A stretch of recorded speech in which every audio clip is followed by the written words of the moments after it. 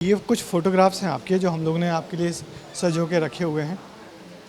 ये मेरे जन दर्शन का अच्छा, कार्यक्रम जन है। दर्शन ना?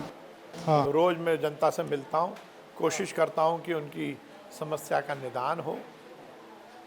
ये मैं हूँ, ये मेरे पिताजी, माताजी, मेरी बहनें, मेरे भाई, हाँ, ये मेरे पिताजी। हाँ। अच्छा देखिए, आपके पिताजी से तो मेरा भी वो अच्छा मुझे भी बहुत पसंद करते थे, मेरा लिखा पढ़ते थे और उन नेताओं में से थे जो पढ़ने के बाद रिएक्ट भी करते थे कि आपने लिखा तो कैसा लिखा। तो ये जो परिवार से जो आपको मिलता है, तो ये क्या एक लेगेसी जो मिलती है, तो क्या बोझ भी लगती है या उसके चलते कुछ फ़ायदा होता है जिसको परिवारवाद कहते हैं? ब्रजेश जी, मेरा ये कहना है कि हर एक पेरेंट, चाहे वो माता हो या पिता हो या परिवार हो, वो हर समय हमारे लिए एसेट होता है, लायबिलिटी नहीं होता। पर जैसा मैं आपसे कह रहा हूँ कि हम तो लगातार उस परिपाटी या उस परंपरा के हैं जिन्होंने समाज के लिए कुछ किया है। मेरे पिताजी विलीनीकरण आंदोलन में बहुत आगे थे, अंग्रेज़ों के खिलाफ उन्होंने संघर्ष किया। उन्होंने बहुत छोटी उम्र में आज़ादी की जो लड़ाई थी उसमें पार्टिसिपेट किया, बड़े नेता बने और सांसद रह के सांसद से हटने के बाद उन्होंने अपनी पेंशन से समाज की सेवा की, वृद्धाश्रम बनाया, वृद्धाश्रम का संचालन किया, अन्य क्षेत्र नर्मदा जी के उसमें बनाया, बहुत सारे सार्वजनिक काम किए।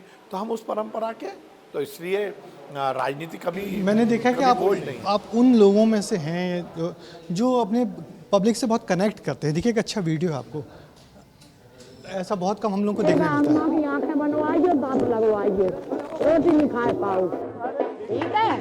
अम्मा के दांत बनवाइए और आंखें बनवाइए। मेरा लाला, मेरा बेटा जीतेगा, आज मेरी दुआ है, मैं कोरी हूँ अभी। ऐसा भावुक होते हुए हमने तो ये मेरे क्षेत्र की एक बहन है और चुनाव के वक्त समय मैंने, पहले आपको याद होगा, मैंने कुछ डाइटिंग की थी तो मेरा वजन कम हुआ था। हाँ। तो इनको ये लगा कि मैं चुनाव के तनाव में पतला हो गया हूँ, तो ये मुझसे ये बोल रहे हैं, इसका ऑडियो सही है कि बेटा तू परेशान क्यों है, तू तो चुनाव जीतने वाला है और मैं तेरे लिए रोज़ उपवास रखती हूँ, रोज़ पूजा करती हूँ। तो मैं भावुक हो गया। मुझे लगा जो महिला से मेरा कोई खून का रिश्ता नहीं है, कोई ऐसा रिश्ता नहीं है, वो यदि मेरे लिए इतना सोच रही है तो ये मेरे लिए भावुक होने का क्षण था। ये मेरे क्षेत्र की वो माँ है जो मुझे बहुत प्यार करती है। मुझे 1.25 लाख बहनें राखी बांधती हैं। अरे उसी पर से याद आया मुझे।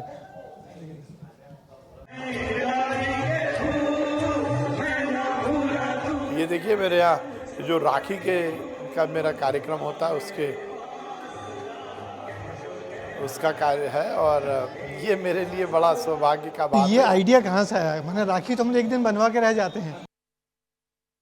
हाँ, देखिए खेड़ापति हनुमान जी महाराज जो मेरे ईस्ट हैं, उनके मंदिर में एक बार स्वर्ण कलश चढ़ाने का कार्यक्रम था और उसकी कलश यात्रा की मैं एक मीटिंग ले रहा था और मैंने वहाँ पर बहनों को ये बोला कि बहनों, तुम्हारे भाई के घर में कार्यक्रम है और आप सब आइए और अगली बार से मैं राखी बंधवाऊँगा।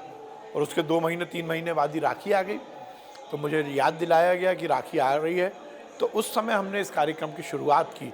धीरे धीरे कार्यक्रम वो इस स्वरूप में पहुंचा कि अब 1.25 लाख बहनें राखी बांधती हैं और बहनें साल भर इंतज़ार करती हैं। अब देखिए इसमें कोई राजनीति नहीं है, ये कोई बहनें ऐसी नहीं है जिनको मुझसे कोई काम है, मैं इनको कुछ नहीं दे रहा हूँ, पर ये साल में एक बार मेरे पास आती हैं। बड़े बड़े पंडाल लगते हैं, डोम लगते हैं और उसमें आप देखिए बुज़ुर्ग भी हैं और बड़ा सौभाग्य है कि किसी घर में मैं, वहाँ की सास भी मेरी बहन है, वहाँ की बहू भी मेरी बहन है, उस बहू की ननद भी मेरी बहन है, तो सब मेरी बहन है। बड़ा एक परिवार है मेरा, ये नरेला परिवार है।